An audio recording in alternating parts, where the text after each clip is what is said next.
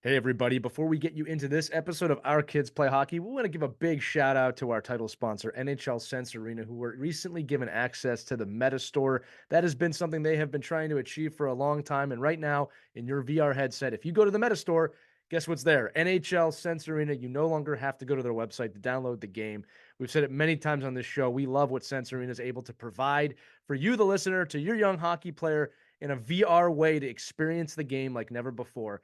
And as you can imagine, now that they're on the Meta Store, things have changed a little bit. We are now offering 10% off an annual plan of NHL Sense Arena when you use the code, and you might want to write this one down, HNS-72A36D. Leave it to Facebook for an ad like that, HNS-72A36D, and that'll get you 10% off your annual plan of NHL Sense Arena on the Meta Store. But without any further ado, let's dive into this episode of Our Kids Play Hockey right now.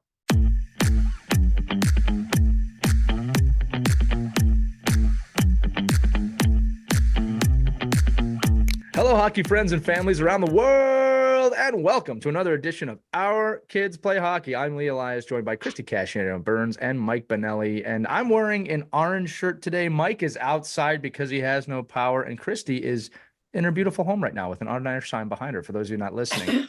That's because I'm on the air. You're on the air. We're all on the. I have an on the air sign behind me too. For those of you not listening, again, you can watch all these shows on YouTube if you didn't know that. But I'm wearing orange as kind of a warning sign today. This is typically the color you see people wear outside. As hey, heads up, right? Heads up, there's people working here. Because today's topic is 3 signs your kid is burnt out or burning out, and what you can do about it. So basically, what we're going to do on the show today, as we do, we're going to go around the horn, around the table, and kind of discuss different signs of burnout in hockey. It's something that we talk about a lot in the game, but I don't think we recognize the signs a lot within the game as coaches, as parents. I think sometimes kids don't even realize they're burning out. I think it's easier to notice as an adult, especially when you've had kids and haven't slept in 6 or 7 years. But when you're 13, 14, 15 years old, or even younger than that sometimes, you might not know you're burnt out. You might just think this is a normal thing and maybe not even be able to vocalize it, that you're tired and you need a break or you need to stop. So today's topic, once again, 3 signs your kid is burnt out and what you can do about it. I'm going to throw this right over to Christie Casciano Burns. Christie, both of your kids have gone through the hockey journey, right? They have now out of college. They're in the real world. Maybe we should start by asking, were there ever times they were burnt out before you start giving your signs? No, because we always brought balance into their lives. We never, even when they wanted to keep, let's say it's summertime, they want to keep going with hockey and clinics. When they were little, we pulled them out, said, no, you got to take a break, enough. And that was always a good move. Right. Because I think that when they're young like that and they're eager and they want to learn everything they can about something they're so passionate about, they're going to want to keep going. So I think it was good for us to pull them out and get them interested in other things. They did karate in the summertime, lacrosse, and sometimes we just did nothing. Those were the best memories. We would just do a barbecue, watch the kids out in the front yard. We had a hockey net, and they would shoot on the basketball hoop, hockey net, and just have fun as a family and do absolutely nothing scheduled. It was so good. And I think that helped keep them from burning out. But I have seen kids who do burn out. And sometimes the signs are really obvious. They're showing all of a sudden a lack of interest in something that they're really passionate about. You got to drag them to practice. They're making excuses. Or even they're so hard on themselves that they never think that they're good enough, that they're not performing to the level that they think everyone that they should be at. Some of the signs are obvious, some are not. Maybe all of a sudden they're getting really tired all the time. Fatigue, extreme fatigue. That could come from a lot of emotional and physical stress, which can be a huge sign of burnout.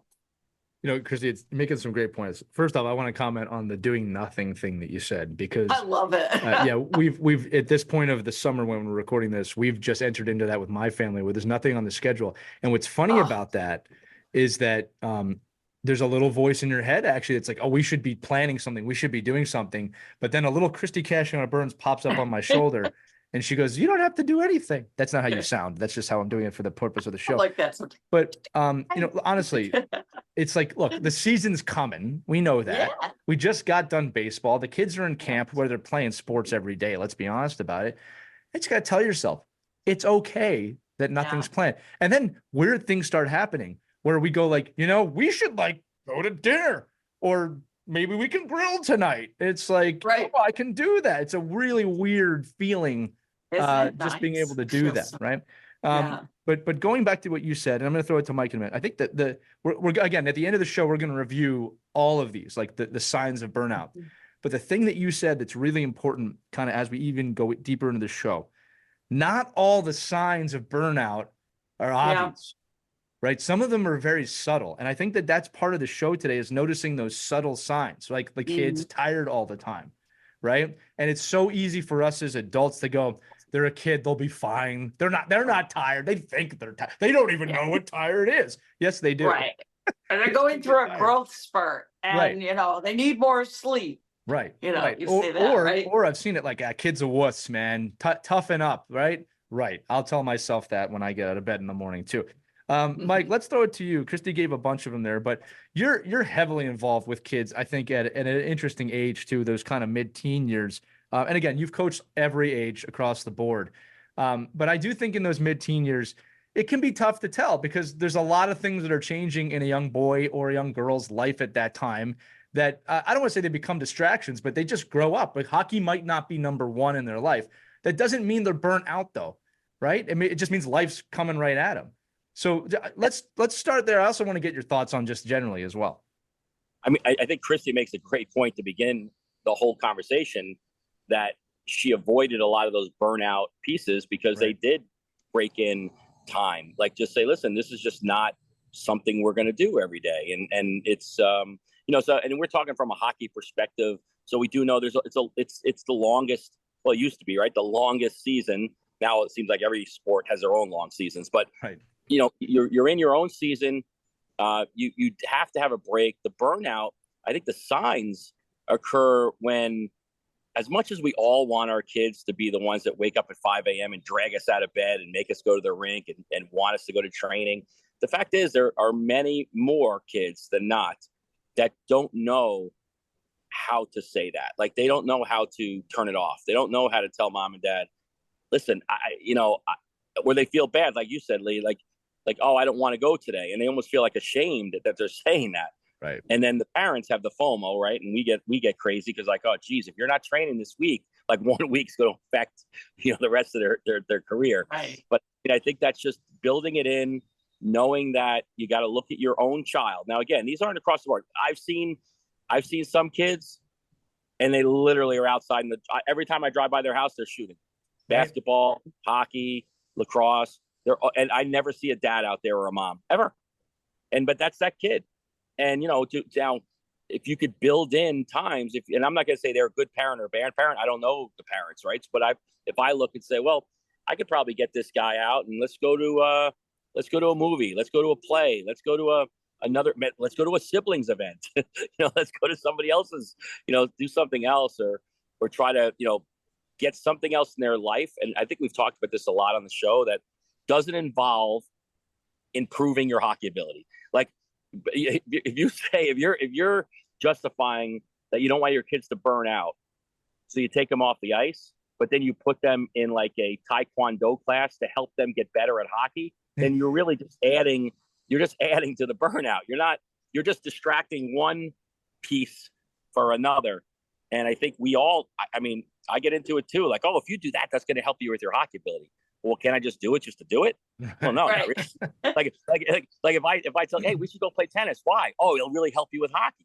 Well, what do I care about that? I just want to play tennis. So it's just a matter of just saying, the burnout occurs. I think when I grew up, you almost couldn't burn out because there was no options. Right. Like, you just were off the ice. You talk to NHL players that are over the age of 40. There was no burnout. Why? Because there just wasn't a choice. You didn't have the ability to play on the super select, CCM invite in July. Just wasn't there. Started creeping in, I think, a little bit when I was in college and going into, high school and going to college. Then all of a sudden, they had some summer showcase events, but I didn't train for them. You just got in the car, you showed up, and you played.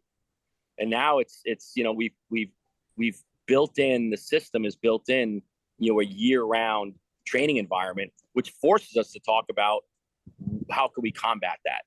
And each individual parent, I think, needs to take that personal responsibility to look at their kid. And in a lot of ways, it's kind of like it's kind of like your kids getting phones, right? If you had a group of people around you that didn't get their kids phones, it's a lot easier for you not to get a phone for your teenager, right? If you have a 12-year-old want to get a phone for, then maybe have a bunch of your peer, their friends not, get a pack. I think it's the same way in hockey. Like if you could get your 5 or 6 families that are on your team to do other things other than hockey, it helps you not have to do hockey. Right. And I think that, and for parents and kids, right? I don't know. Yeah, a lot of pressure comes from seeing other families do it. And there again, it's that FOMO, fear of missing out. Oh my gosh, if my kid's not Christie, doing that. Not doing that power skating clinic? Oh my geez. I wonder if power skating clinic. Exactly. You see it all the time. Yeah. Right. But we make that happen, right? What we're doing as hockey people are allowing that to happen because we fall into that trap. And I think when we have to look at our kids and be like I don't know, my kids, I think they're a lot like other kids. Like, they'll go into, macaroni and cheese month. They won't eat anything else. And then they're like, oh no, I go, hey, I made macaroni and cheese. I don't like macaroni and cheese. I like, I like ramen. Oh, okay. Well, then let's have ramen. I don't like ramen anymore, Dad. Don't you know anything about it? So it's like, well, I don't know what the hell you like. So it's very similar to sports and hockey. It's just let them take the lead. And if they're ravenous about hockey and they're forcing you to take them, I almost would say, well, that's let's have a discussion. Yeah, it's fine, but let's have a discussion makes them happy. What you could do, because down the road, like Lisa pointed out, like they don't know when they're 12 and 13 that they're going to have all kinds of issues later on that are overuse injuries. Like that's our job as parents and as hockey directors and program administrators to make sure we're educating people and let them know a well-balanced kid. Forget about if they're better at hockey. A well-balanced kid helps them be well-balanced. And ultimately, that want to look at it from our point of view, it helps you with hockey. Right. You do have to be careful, especially with the early sports specialization. And it's not just hockey, but it's everywhere. And they're pushing these kids to be at levels that are beyond their maturity and what they can physically do. And that's playing with fire right there. You're setting yourself up for your kid to get burned out if you're pushing them. And it's not coming from within. I mean, there are some kids, and we've seen some of these NHL stars. We've had them on the show. But they said, no, I'm the one who drove it. I wanted to go to the rink, and I'm out there shooting all that. But not all kids are like that. Well, so you kind of have to know the balance. The problem is, too, we all want our kids to be that kid. Like, I want my kid to be that kid. Well, he's not that kid. I said, he doesn't like that. So, that's going to be definitely one of the things we talk about on how to fix it. But, there's that Connor McDavid story that his mom had mentioned that when he was a young boy, probably 11, 12 years old, he couldn't understand why all his friends were playing video games. He couldn't understand it. Like, why would they be playing video games when they could be practicing hockey? And his mom told him, well, Connor, you're not like other kids. Like, and she wasn't wrong, obviously, right? He had an uncommon passion for the game. With that said, to Mike's point, you can't create that it can only be cultivated, right? And it's 100 billion% okay, to use children terminology, if your kid is not obsessed with hockey. That's absolutely okay. Well, sorry, Lee. I will say one thing, and I've said this. This is like the initial conversation I give with any kid or any parent that used to, we sit down and set up a lesson plan for the summer, like a development plan or a private lesson plan or a small group lesson plan. And I'm very adamant about the fact that people need to understand what you just said about Connor McDavid, the Bedard kid taking his rollerblades to Hawaii, and all this kind of stuff. Like that's not the norm. And you can eat. It's so hard to build that in but it's really easy to beat it out. And I think, if you have a kid that Great shows point. a little bit of desire and you drive them, Yeah. you can drive that desire. Right. More easier than a kid that loves the sport themselves and can't get enough. And you cut them out a little bit, like, no, we can't go 7 days a week. Mm-hmm. The likelihood is they're going to find other vehicles to get that fix in. They're going to become an unbelievable, cook, or they're going to put their whole energy into reading, or they'll find a way. That kid, that athlete has that innate ability because that's their outlet.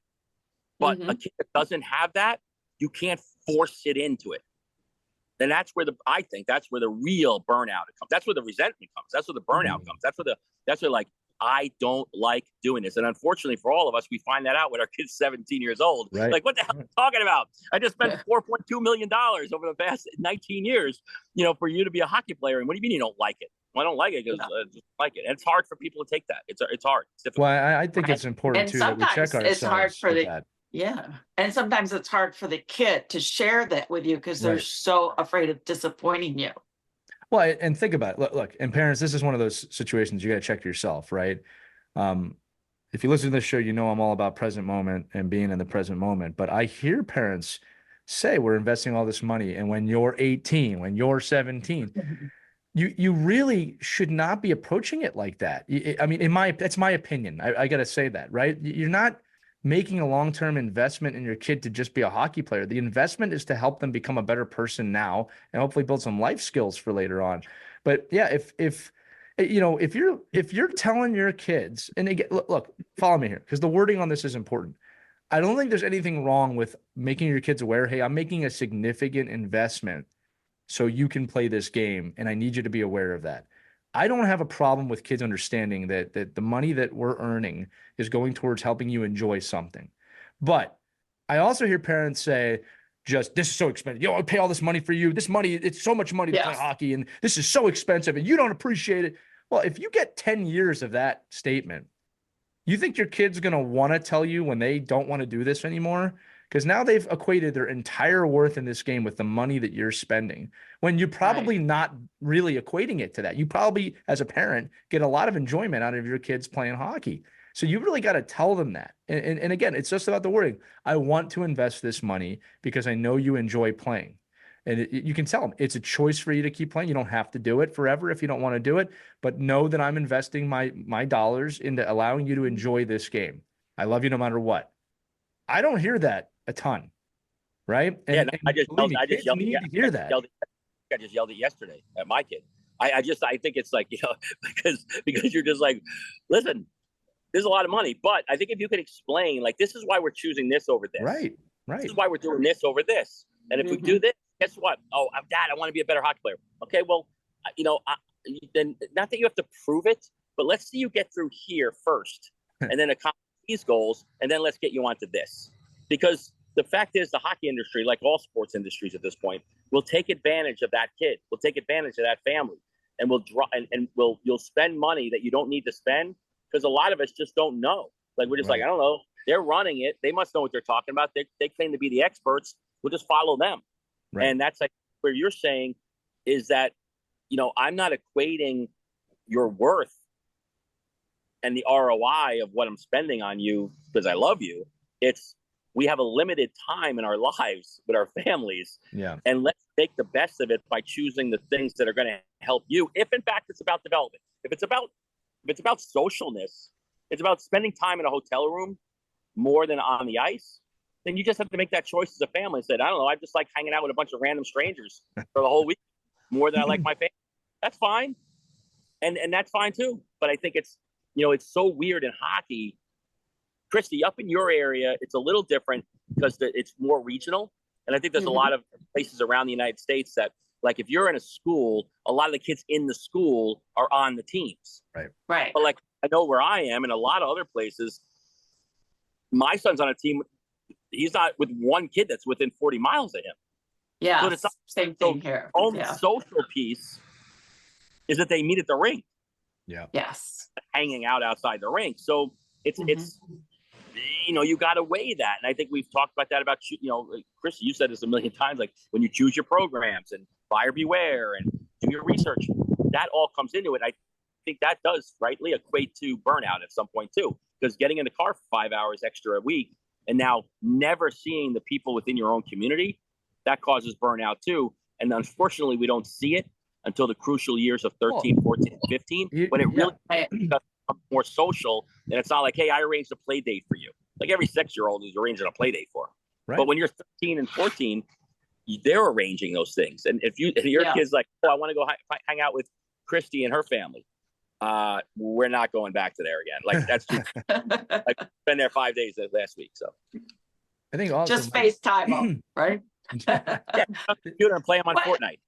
Yeah. One of the other things, and I'm not sure if we can correlate it to burnout, but I can recall there was this one kid who had some real behavioral issues. Here's the scenario. So the parents push. Every kind of clinic that came along, this kid was in it. Off ice training, this kid was all about it, leading in bench presses and the whole 9 yards. And he would just get so, like his fuse could be lit so easily on the ice. And it obviously caused a lot of disruptions during the game. He's always in the penalty box.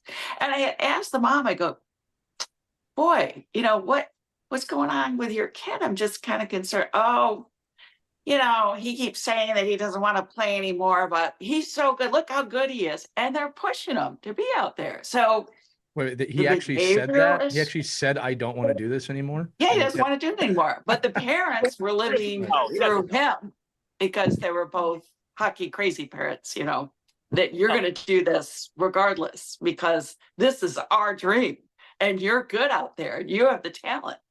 And it just, and he's like, time out. What? Your kid is obviously got a burnout issue here, right? But they remember some of the conversations we've had with some of these pros though too, and we hear it all the time. And these aren't anecdotal; they're fact. Like that players were pushed, they were driven, the parents were insane, and they made it to the NHL. And all of a sudden, that kid he was burned out. Like you've talked to some players, like I only play because this is all I know how to do, but I hate doing this. But at the paychecks, it's the right thing. Like this is what I like. This is what I'm doing. I don't even like to do it, but I'm this is the road I'm in. And I think we've seen that. And I think the problem is when we all look at professional athletes, it's hard to understand that to make that diamond, there was so much that had to be crushed and everything around it was killed. Yeah. Like we only see the one kid and everybody will say, well, that kid gets that dad. I mean, I had a kid in high school that played pro and his dad, was we used to laugh like, oh, he has to do 500 shots a day in his driveway. He's not allowed out. Right. Well, that's cool. Like I wish my father would make me do that, But the fact is this kid played pro hockey for 9 years. And a lot of parents see that and say, well, see, that's what it takes. Right. But don't show the other 700 kids that burned out. Right. And also don't show everybody thinks their kid is that kid. But they also don't show the potential mental health problems that come from that, Mike. Yeah. And look, you and I all of us have talked to pro athletes on the record, off the record, and some of them have severe mental, I'll say, fitness issues, right? Mm-hmm. Where, they're coming to terms with it. Yeah, they had an NHL career, but I've had some people, no one's ever said, hey, I would trade it for this, but the mental stuff that they're having to figure out now later in their life is really hard. And I guess it's on each one of us individually to decide if that's worth it or not. Right. But look, this is me personally. I don't want my kids to grow up hating what they do, right? In any environment. Keeping in mind too, that if you're going to become a pro athlete, there's a lot of other things that have to fall in place. You have to have the talent. You have to have the genetics. You have to have some form of drive, an uncommon drive to make it there. Those are all things that have to be there. But at the end of the day, when it comes to burnout, I don't think you'd ever want to let your kid get to a point where they're burnt out, period. No matter what it is, this is beyond hockey, right? Now, look, you got to remember this, and this is for the side of the audience that likes the challenges, which is great. there's a difference between being lazy and being burnt out. And unfortunately, they kind of, the reactions look the same, but they're not the same. Being lazy is one thing, but being burnt out is another thing. And again, we're talking about the signs of burnout. I want to turn this conversation a little bit because age matters in this conversation, right? To the newer hockey parents, we have a lot of great, it's always great. We get the young hockey parents every year. To the young hockey parents, it is absolutely normal for your 6, 7, or 8-year-old to not want to get out of the bed at 5 o'clock in the morning to go to their game. Now, look, Mike said it too. There's some kids that will jump out of bed at that age and get ready to play. But if your kid's fighting you to get up that early, at that age, very, very normal. All right. Now, adversely, if you're having to fight your 15-year-old to get out of bed to go to hockey, that's a little different. All right. And you have to decide, is your kid lazy or burnt out? You'll know they're burnt out if when they were 10, 11, 12, they were jumping out of bed and suddenly now they're not jumping out of bed. That's typically a sign of burnout, right?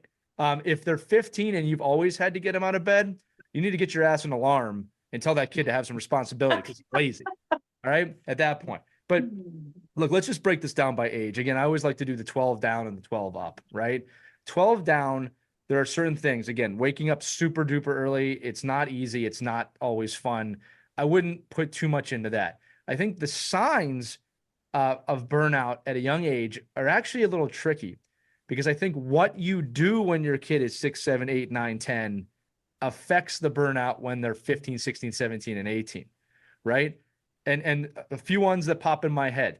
Are you going to every additional, I'm not talking about practice, skate, event, tournament for your kid? And here's the other thing I see, Christie and Mike, and this is one of the things that freaks me out.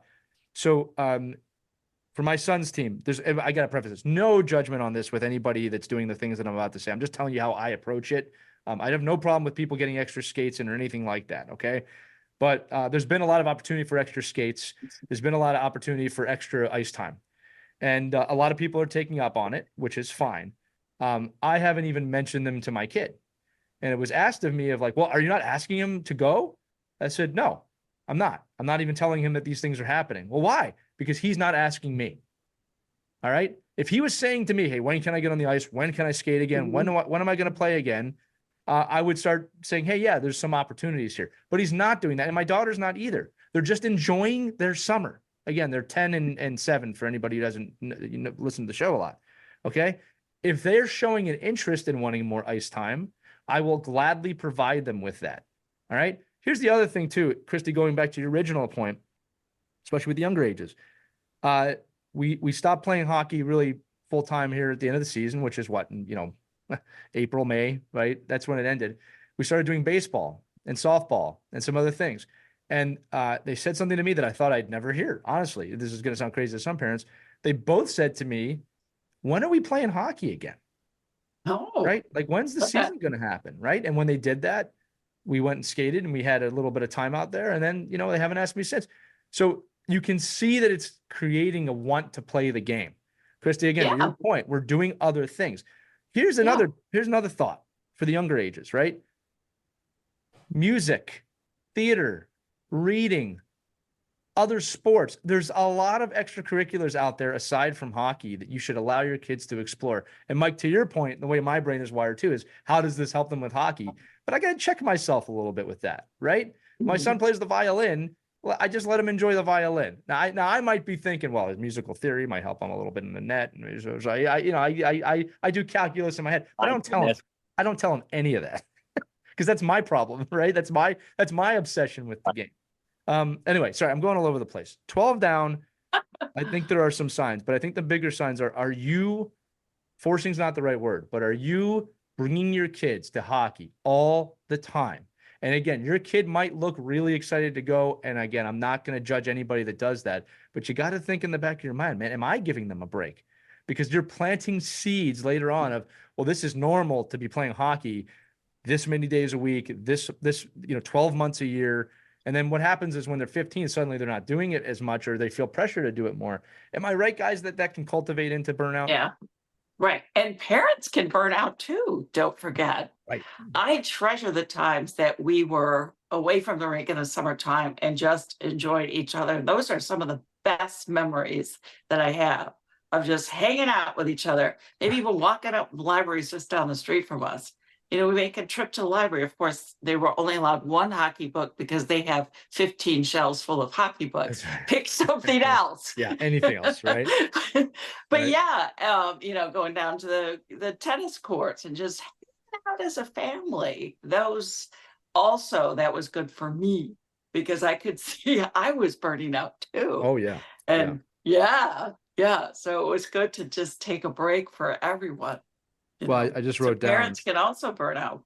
I just wrote down as one of the ones we're going to discuss. Are you burnt out? If you're burnt out, Yeah. there's a potential chance your kid is burnt out. I won't say that's true I all the think time. so. Yeah, I Yeah. think it's something you have to pay attention to though, because if you're Yeah. burnt out and all the travel and all the hockey and all the stuff, there's a chance the Yeah. kid might be as well. Right. Right.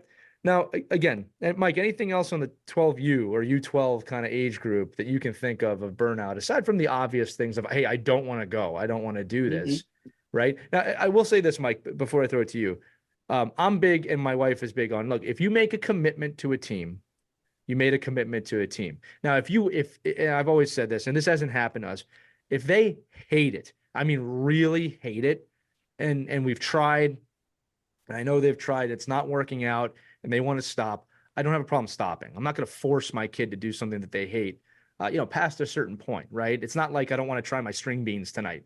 It's like, no, we've tried them 12 times. You don't like them. Okay, you don't have to eat those anymore, right? But I am a big believer of, you make a commitment to a team, and there might be some days you don't want to go, but you made a commitment. You follow through on the commitment. But when that commitment is chore every time, that might be a sign. Well, so again, speaking 12U, if you, for the vast majority of us, not the Connor McDavids and the Connor Bedards and the, Yeah, don't compare yourself to them. but if ultimately, and here's the advice I usually give parents of young kids that I can see have the glimmer in their eye that an NHL contract is on the horizon, is if in fact that's what you want, then the best thing to do is to get them off the ice. If in fact the ultimate goal is for you to get them to the NHL, let's just make believe, yes, you know what, your kid is special, he's great, unbelievable talent, he's a great 6-year-old, haven't seen anybody like this in my life. If in fact you want to get to where you want to get to, then the formula really is step away from the rink, do other things, because when you need it to count the most, I often used to say at these hockey clinics that nobody's gone to a 10U state championship banquet in my lifetime. I've never been invited to our 10U state championship, at the Marriott. Hasn't happened. So it doesn't matter. Just doesn't matter.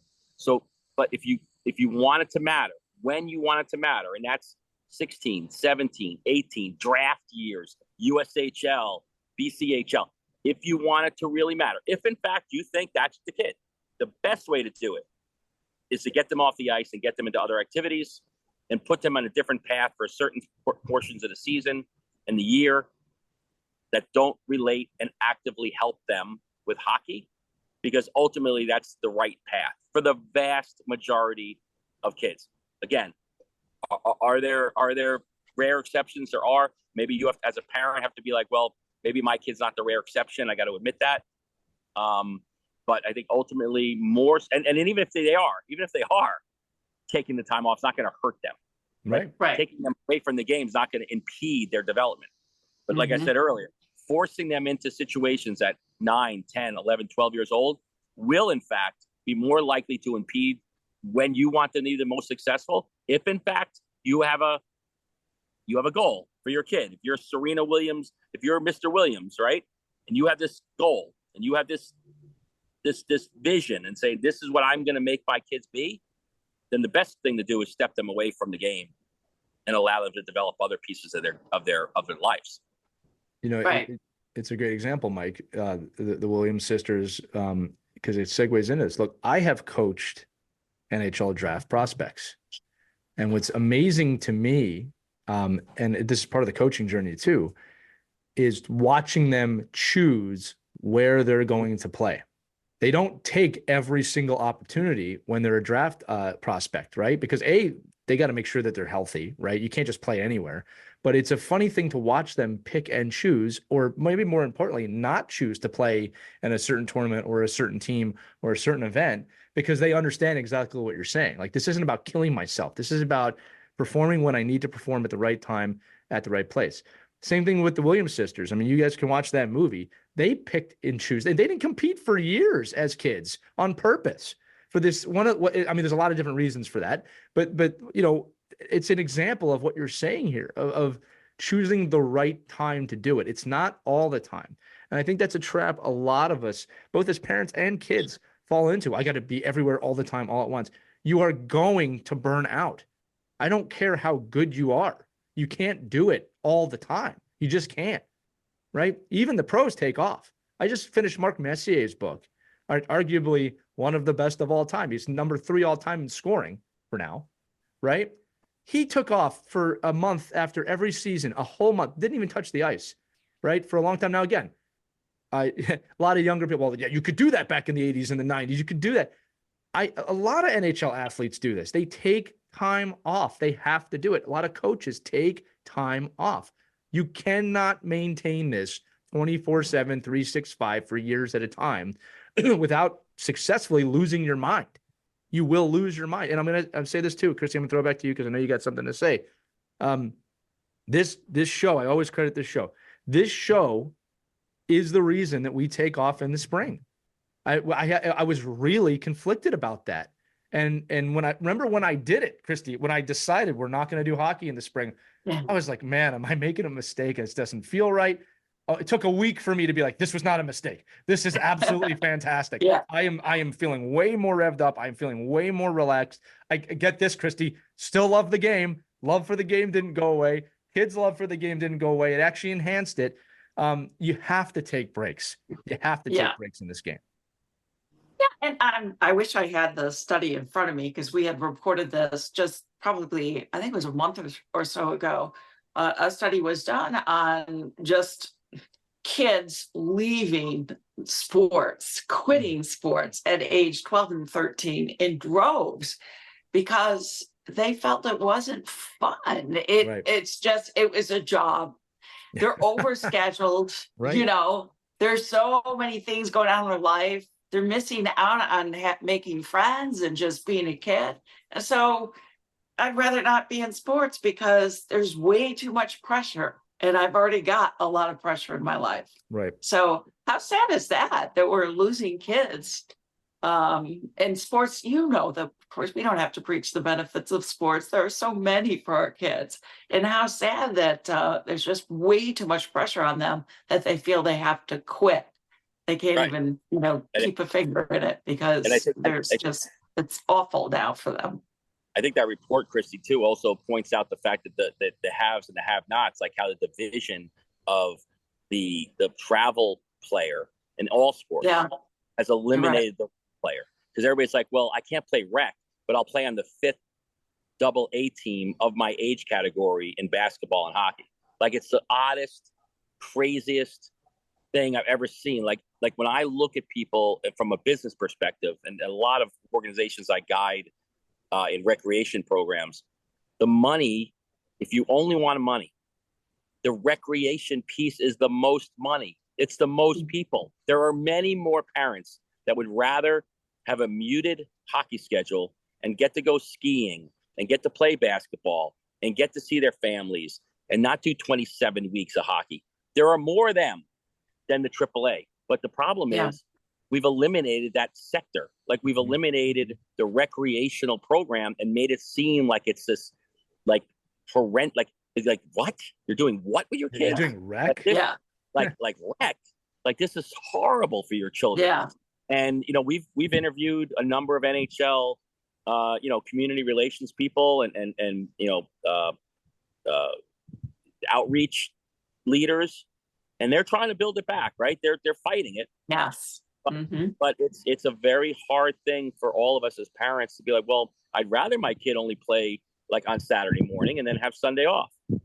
But they don't just, and I'd love to hear from our audience at some point, but they just don't exist. Where are they? who's running these programs. And that's, to me, what happens. And you talk about from parent burnout. I mean, imagine when you're a hockey family, other families look at you like something's wrong with you. Like, what are you doing? Like, you're going to Boston 7 times next month. Like, I don't get it. Why? And where do you live? Because there's exposure there. I need to get my kid looked at 7. Right. But the fact is, recreation. I mean, it's really why AYSO soccer did so well, right? The 70s, because every single town had an AYSO soccer team, every town.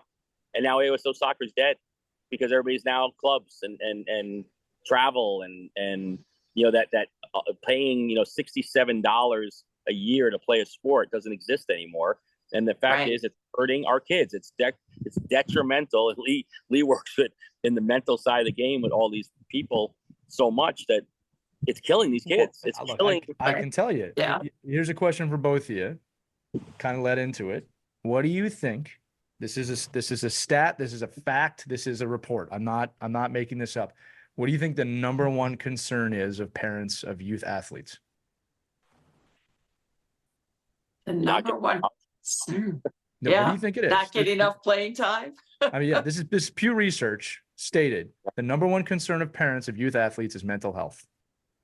Right. That is number one, right? Like that, we do everything to hurt mental health. Exactly. That's the funny part about it, is that it's our number one concern, but we're also accidentally causing a lot of this. But here's the thing. That's also parenting, right? That's also parenting in a nutshell, right? We care for our kids, but we hurt our kids.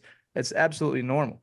All right. I mean, some normal for more for than others, but again, I remember, it's funny, Mike, you bring that up. We had Dave Caruso from the Columbus Blue Jackets on the show. And I remember he was telling us about how one of his sectors of his drills is he has an area in the middle and it's just free play. And how the parents come up to him and say, "What are you doing?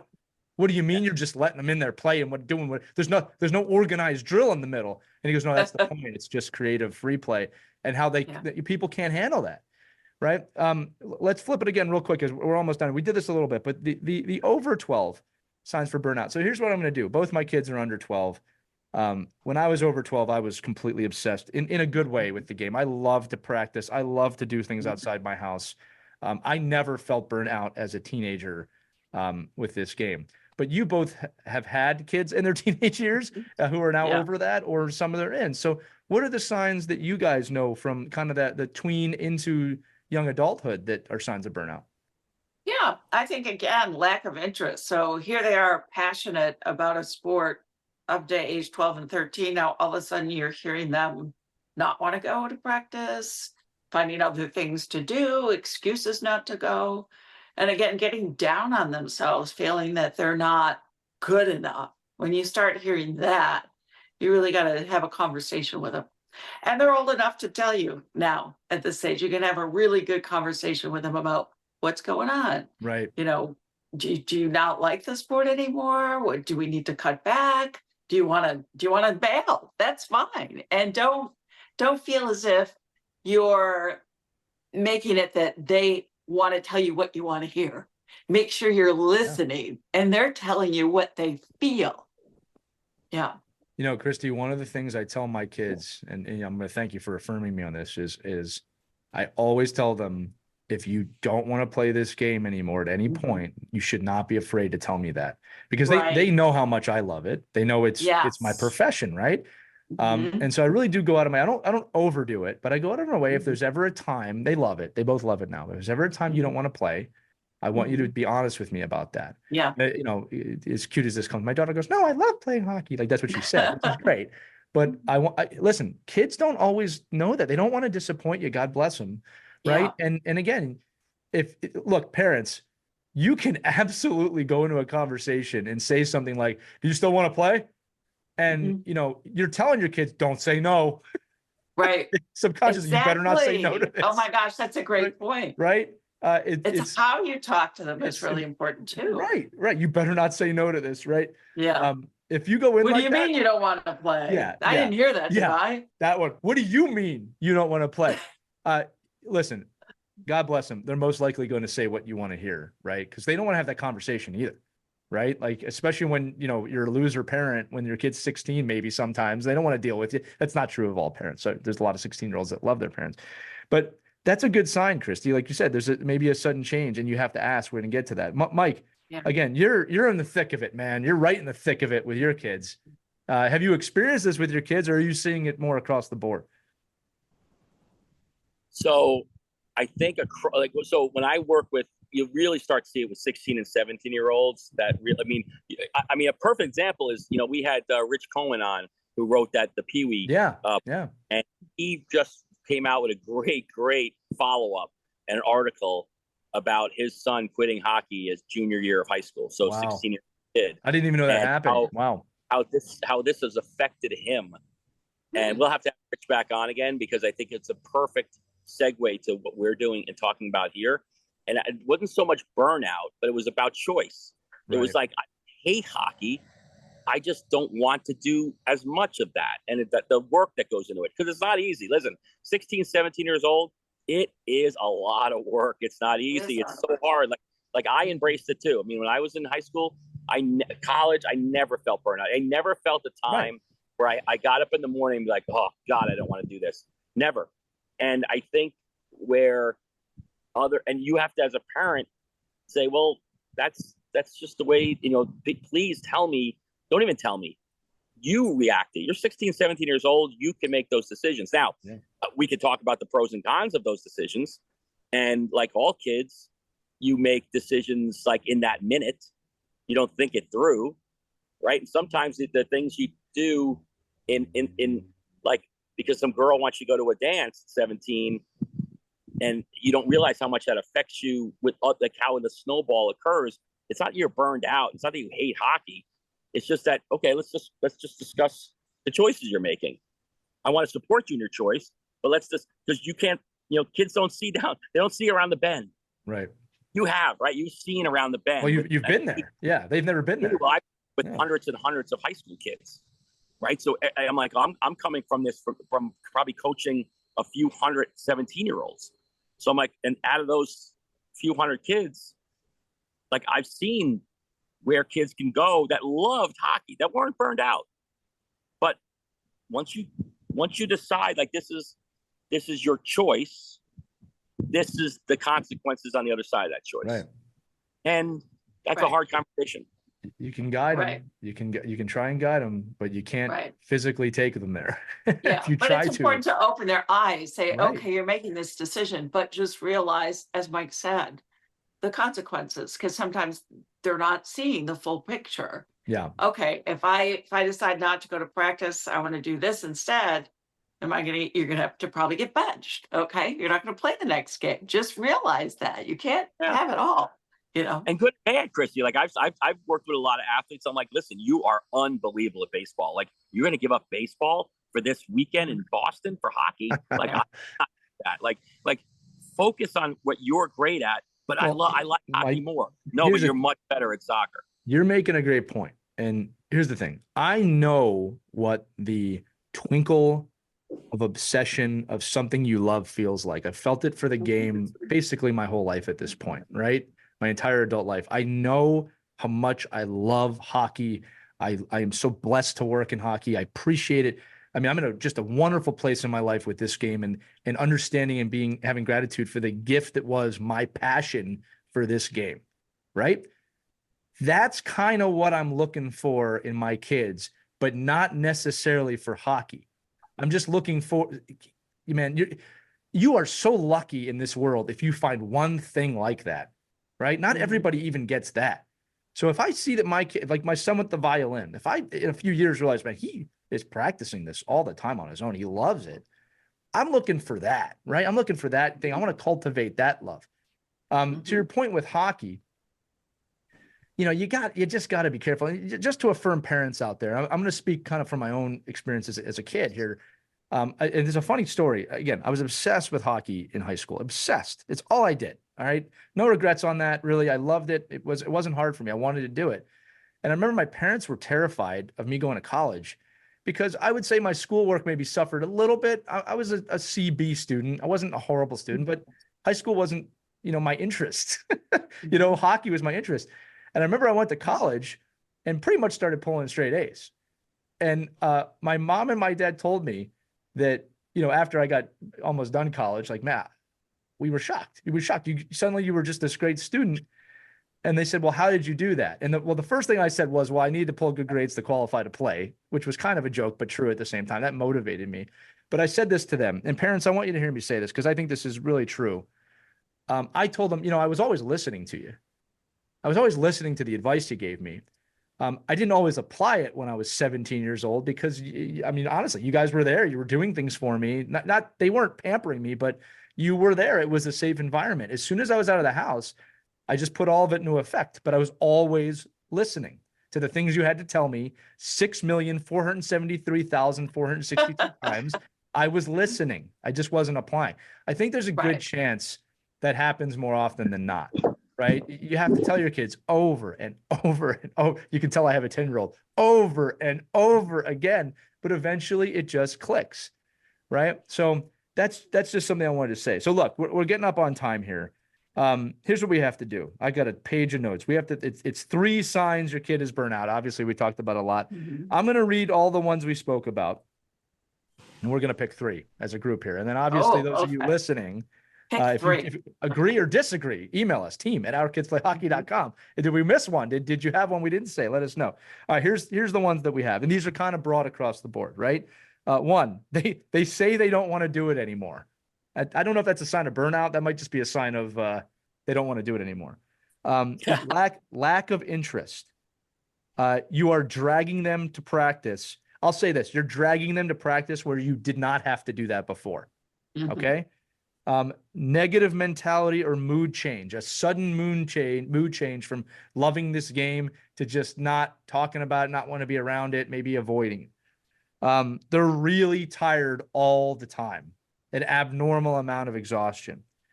You're fighting with them all the time. It's a little bit different, right? There's just aggression with every interaction, going to hockey, coming home from hockey. And this last one it's a job. It's become a job, right? That's what I have here right now. Did I miss anything from what we spoke about today? No, I think we covered it.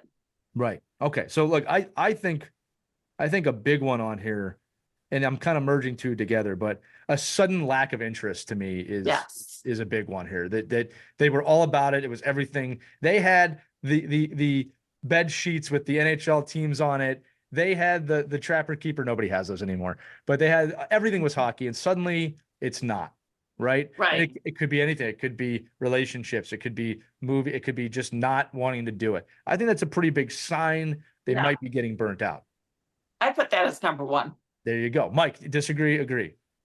I love it. Yeah. Love it. Good. Yeah. So if your kid has a sudden lack of interest, parents, think about how you want to handle that. And we're going to talk about that in a minute, right? It's not about, hey, you're being lazy. That's not the way to do it. I think number 2, and this is a really important one, parents, is sudden mood changes. It's a little bit different than a lack of interest because they still may be going, right? A lack of interest is, I don't want to do this, right? The mood change can be very different. They're suddenly quiet where they used to be talkative. They don't want to talk to you about it. They're very negative suddenly, right? Maybe they're blaming everybody else. That's not normal all the time if they weren't like that before. So a quick change. Or they're acting out, and you see it on the ice too. Yeah, they got in trouble, right? They're getting in trouble at school. They're getting a lot of penalties. That's a sign of burnout. Keeping in mind, parents, burning out does not always mean they don't want to play. It doesn't mean they want to quit. All right. You got to remember that. So it can lead to that, but someone being burnt out just might need a break. It doesn't mean they want to quit the game. Right. I think the last one for me is that it's a job. Yeah. Right. I was going to say that too. That's the hardest one to tell. It's not fun. It's a job. Right. And it's the hardest one to tell because they might seem really happy. Like, oh man, this is hard. I love it. You know what I mean? Like some of these burnout signs are very subtle of just, oh man, I'm tired and I love playing, but oh man, I got to do that again tomorrow. I mean, those are not normal things for a kid to be saying. They shouldn't sound like us, be like, oh God, another weekday tomorrow. I got to go to work tomorrow. Like, you don't want to hear that from your kid. It should be like, I can't wait to play tomorrow. Right? Go ahead, Christy. You have something on that? Exactly. Yes. Yeah. Yes. Okay. Every day should feel like a Friday, right? Yes. Right. And here's the thing. Here's another thing. think about what a job is. It's that 9 to 5, 6 days or 5 days a week. That's another thing to make it a job. Your kid probably shouldn't be playing 9 to 5, 5 days a week, or 7 days in a row for 6 hours a day, 4 hours a day. Don't make it a job. So let's just flip this now. I think those are our 3 signs, right? Is an extreme lack of interest, a complete mood change, or a behavior that doesn't make sense. And then obviously it's becoming a job. Now, the important thing here is the other side of this is, what do you do about it? Number 1 on my list is you have to ask, you have to speak with your kids, and you have to do it in an environment where they're comfortable speaking to you. And this is as simple as, just like I said, setting the right environment. Hey, son, daughter, I'd like to talk to you. I've noticed that your behavior has changed. You seem to have a lack of interest. It seems like this is a job for you. And then you've really got to make it so they understand, I want you to be honest with me. You're not going to disappoint me, even if they're going to disappoint you. You're not going to disappoint me with your answer. Are you feeling burnt out? Do you still enjoy playing the game? You got to ask the questions. And then whatever their answer is, that's not the end of the situation. That's not the end of the conversation. Converse. Yeah. Empathize. Put yourself in their position. You got to meet these kids where they're at. If you talk to a 16-year-old like a 40-year-old, that's not going to go well. You want to tell them, you know what? I was 16, which is hard to believe, but I do remember feeling that way too. I remember at times it could be overwhelming. But here's the deal. Maybe we need a break. We made a commitment. Let's find ways to give you a little bit of a break while moving forward. Now, if your kid comes back and says, look, I don't want to play hockey anymore, Dad. That the conversation's turned a different direction. I'd say, parents, for the interest of not freaking you out, I don't think most kids are going to say that. All right, I think most kids are going to say, I could probably use a break. You're right. I am a little burnt out. So number 1, ask, communicate, have that trust with your kid, have that conversation. If they blow you off, they might not be burnt out. They might just not want to deal with you right now, which is okay too.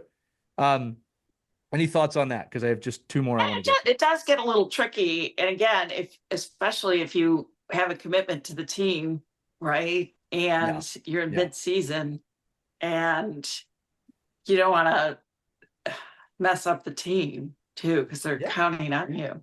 So that's a delicate balance. And maybe you can bring the coach in on the conversation too. Absolutely. Yeah. To say, hey, look my kid's burning out here. What can we do to make it better for him? Christie, I think that's a great suggestion. And I think that's a lot about a coach. Because if you go to a coach and say, look, my kid's mental health is kind of coming out of jeopardy here, and they go, well, it's too bad, be at practice. That's probably not a great response. Now, 30 years ago, that would have been the response. But we not didn't now. know. Yeah, we didn't know that back then, right? Right. And I think that there's a lot of methodology there of it takes a village, right, to help a kid. I'm not suggesting your kid doesn't play. I'm not suggesting your kid doesn't practice. I'm suggesting you have a conversation with your kid, right, and see where they're at. Okay, because sometimes these breaks don't happen till the spring, right? And that's life. That's right. Right. It's very, very normal, even at pro levels, to get a little burnt out in December around the holidays. It's a very normal thing. Right. It's just about. And you see it at the end of the season all the time. all the time. Right. So it's about also explaining to your kids, listen, I understand you're getting a little tired. The season ends here, or let's get to this point. Let's just because that's part of life too, is getting through the things you don't want to do. That's true. This is why I said it's a conversation. Right. I don't want anybody to think that, well, if your kid says you're burnt out, that's it. You got to stop. You got to break. And that's not how it works in real life sometimes. Yeah. Like, you get burnt out. You got to push through. But this is that opportunity to work with your kid. Right. And again, burnout and wanting to quit, they are very, very different things. The reason we're having a conversation about burnout is really to keep your kid from getting over the edge here where they don't want to quit. The next thing here I have here is forced breaks, or as you said, Christie, nothing scheduled. At some point during the year, if you really want to help your kids not get burnt out, you have got to take a break from the game. And I'm not talking 1 week. I'm talking a month, potentially more, away from the ice. The reason why I say forced breaks is because at the end of a hockey season, majority of teams don't win at the end of the season. So first thing you want to do is get back out there, and you're probably motivated. You want to keep going. Take a break. Take a break. All right. Parents, you need the break too. This is not just for the kids. right? Mhm. If you keep in the cycle, if you keep going and playing and you're in it too. You don't realize it's happening to you. Take a break. All right. Good advice. Yes. The last one here. We didn't talk about this a lot, but it was assumed a lot. We talked about it in that sense. Do not compare your kid to somebody else, Mm. whether it's Connor Bedard, Connor McDavid, or the top player on your team. Do not say to them, well, you see what that kid's doing? You see what that kid did? You should be doing that. You're going to burn your kid out. All right. The best, I think, thing my father ever did for me was I said this before a long time ago on the show. I used to like that he would tell me to practice. For whatever reason, I wanted him to tell me. And when I was 14, he said to me right to my face, I shouldn't have to tell you to do this. If you love to do it, you'll do it. You'll do it. Right between the Yeah. eyes. I never missed a practice after that. And I never had to be asked again. That was me. That was me. That's not everybody. Okay. But never compare yourself. He never said, well, hey, listen, Eric Lindros is doing this. You know, I'm not 6'5", 225 pounds either.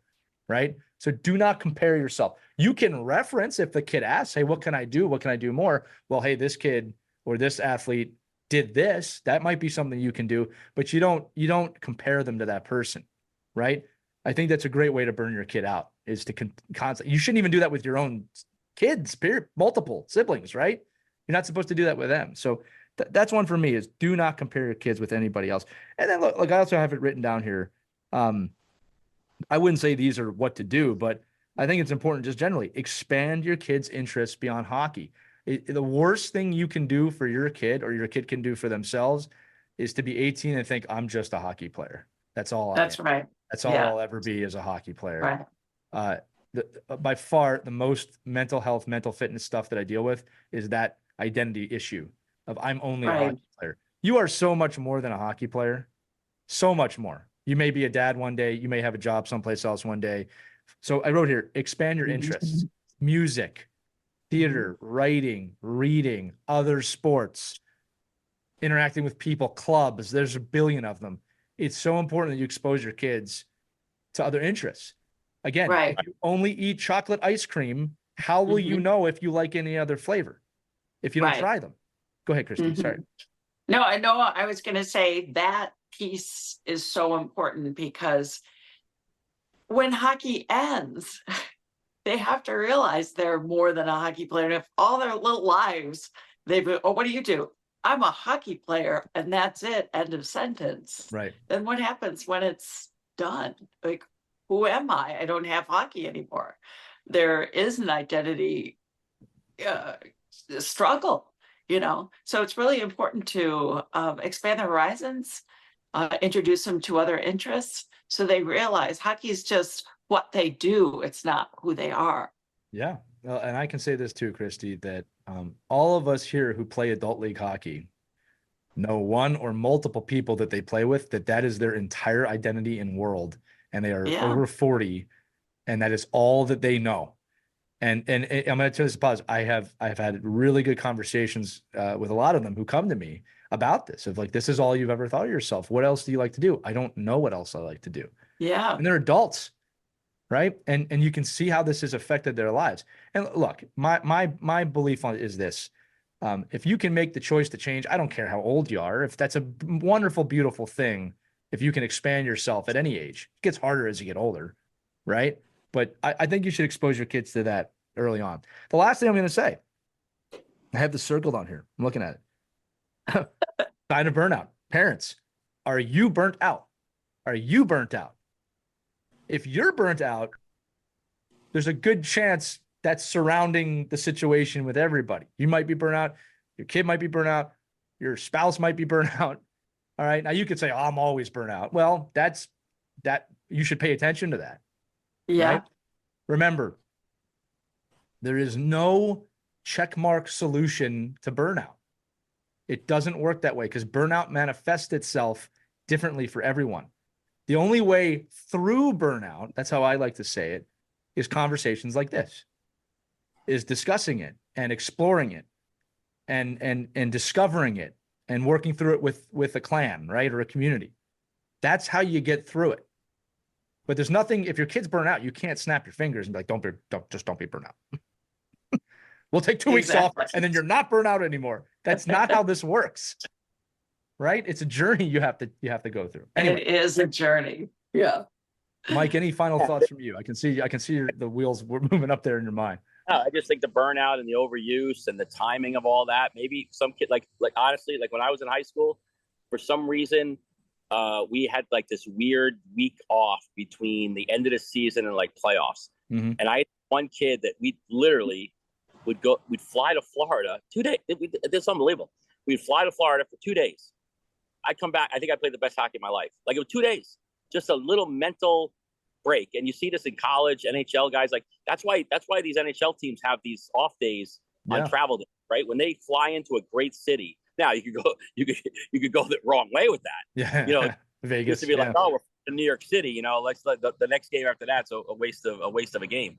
But you think about that, if NHL players are doing that, and college players are able to do that, even if you get around the golf fan or just get some sun in your face, or you know, you're in the doldrums of February, January, like get just that little. Sometimes it's 2 days, sometimes it's 4 weeks. Yeah, you know, that's no rules. Yeah, like so it all depends on your kid and your situation. But I think a lot of it is if you can build into your hockey environment with your children that they're hungry to get back on the ice. Yes. Then that's the best way to. I mean, to me, that's like the most satisfying feeling when you don't even have to know your kids are burned out. You take it away from them without even saying, like, you don't say, oh, listen, you know, we really need a break. Just like, no, when they start coming to you and saying, hey, are we practicing anytime soon? Like, what the heck's going on? Like, those are kind of the things I love to hear from kids about, like, when does this start again? Yeah. Like, again, you know, you're having a horrible hockey practice when most of the kids on the team are like, is this almost over? Like, is this practice going to end soon? And you're like, oh boy, these kids are not enjoying this practice. Like, and when you hear kids like me, I love, my favorite line at the end of practice is, wow, that went quick. That's over already. Yeah. Like, that's to me as a kid that's not burned out, a kid that's engaged, a kid that wants to come back. You got to now create that for your hockey season. Yeah. Mike's favorite thing to hear is the Zamboni driver going, get off the ice. It's over. Get off the ice. That's true. I am adamantly the guy. I get off. I'm off early. I'm the Zamboni driver's best friend. Yeah, no, I bet. Well, look, I think we went over a lot of things here today. We really hope you enjoyed this episode. Again, if you have thoughts on this, agree, disagree, anything we missed, team at ourkidsplayhockey.com. You could submit a letter. You can send us a voicemail, anything you want to discuss on this show. We are here for you. And I love these episodes. I love every guest we have, but I also love when it's the three of us just discussing the trials and tribulations of being a hockey parent or being a hockey kid. And I always like to end episodes like this with our constant reminder that you're not crazy. The hockey world is crazy. I think a lot of us need to hear that. If you listen to this show, I know you need to hear that. You're not crazy. The hockey world's crazy. But that's going to do it for this episode of Our Kids Play Hockey. Again, a great discussion today on burnout. If you feel like your kid is burnt out and you want to talk about this more, please contact us. We're here for you. This is something we can, at least, if anything, send you to some of the right resources to help you with that. But I think I'm going to end it there unless anybody has any more final thoughts. That was a great episode. Really important, especially now. I think parents need to hear this. Yeah, I agree with you, Christie. So for Christie Casciano Burns, Mike Bonelli, I'm Elias. That's going to do it for this edition of Our Kids Play Hockey. Remember the entire Our Kids Play Hockey episode list, which is over 250 episodes, available at ourkidsplayhockey.com. We cannot thank you enough, the listeners, for allowing us to come into your homes and to be part of this conversation as you go through the youth hockey journey. And remember, we'll see you on the next edition of Our Kids Play Hockey. Without further ado, skate on. We hope you enjoyed this edition of Our Kids Play Hockey. Make sure to like and subscribe right now if you found value wherever you're listening, whether it's a podcast network, a social media network, or our website, ourkidsplayhockey.com. Also, make sure to check out our children's book, When Hockey Stops, at whenhockeystops.com. It's a book that helps children deal with adversity in the game and in life. We're very proud of it. But thanks so much for listening to this edition of Our Kids Play Hockey, and we'll see you on the next episode.